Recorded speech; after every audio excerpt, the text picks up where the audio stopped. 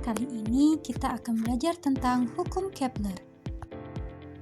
Jadi, hukum Kepler ditemukan oleh seorang matematikawan yang juga merupakan seorang astronom Jerman yang bernama Johannes Kepler. Penemuannya didasari oleh data yang diamati oleh Tycho Brahe. Tycho Brahe ini adalah seorang astronom terkenal dari Denmark. Sebelum ditemukannya hukum Kepler ini, manusia zaman dulu menganut paham geosentris, yakni sebuah paham yang membenarkan bahwa bumi adalah pusat alam semesta. Anggapan ini didasarkan pada pengalaman indrawi manusia yang terbatas, yakni mengamati matahari, bulan, dan bintang bergerak, sedangkan bumi dirasakan diam. Anggapan ini oleh astronom Yunani bernama Claudius Ptolemeus dan bertahan hingga 1400 tahun.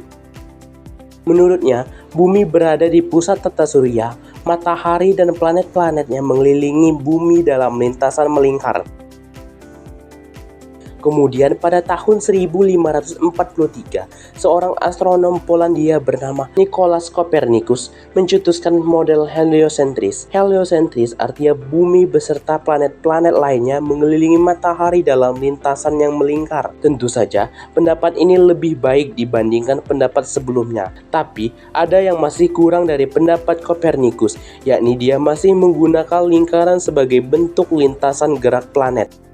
Pada tahun 1596, Kepler menerbitkan buku pertamanya di bidang astronomi dengan judul The Mystery of the Universe. Di dalam buku itu, ia memaparkan kekurangannya dari model Copernicus, juga Ptolemaios, yakni tiada keselarasan antara lintasan-lintasan orbit planet dengan data pengamatan Brahe. Oleh sebab itu, Kepler meninggalkan model Copernicus, juga Ptolemaios selalu mencari model baru. Pada tahun 1609, barulah ditemukan bentuk orbit yang cocok dengan data pengamatan Brahe, yakni bentuk elips. Kemudian penemuannya tersebut dipublikasikan dalam bukunya yang berjudul Astronomia Nova, yang juga disertai hukum keduanya, sedangkan hukum ketiga Kepler tertulis dalam Harmonicus Mundi yang dipublikasikan 10 tahun kemudian. Tahu kan sejarah perjalanan hingga ditemukan hukum Kepler?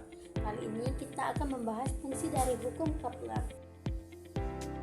Fungsi dari hukum Kepler dalam kehidupan modern yakni digunakan untuk memperkirakan lintasan planet-planet atau benda luar angkasa lainnya yang mengorbit matahari seperti asteroid atau planet luar yang belum ditemukan. Semasa hidup Kepler, hukum ini juga dipakai pada pengorbitan lainnya selain matahari seperti bulan yang mengorbit bumi, bahkan saat ini dengan memakai dasar hukum Kepler. Ditemukan sebuah benda baru yang mengorbit bumi selain bulan. Benda ini adalah sebuah asteroid yang berukuran 490 kaki yang dijuluki dengan asteroid 2014 file 339. Oke, kita sudah mengetahui sejarah dan fungsinya. Kali ini kita akan mengetahui bunyinya. Dari hukum 123 Kepler, hukum 1 Kepler, hukum 1 ini berbunyi, setiap planet bergerak mengitari matahari dengan lintasan berbentuk elips. Matahari berada pada salah satu titik. Hukum 2 Kepler berbunyi, suatu garis khayal yang menghubungkan matahari dengan planet, menyapu daerah yang luasnya sama dalam waktu yang sama juga.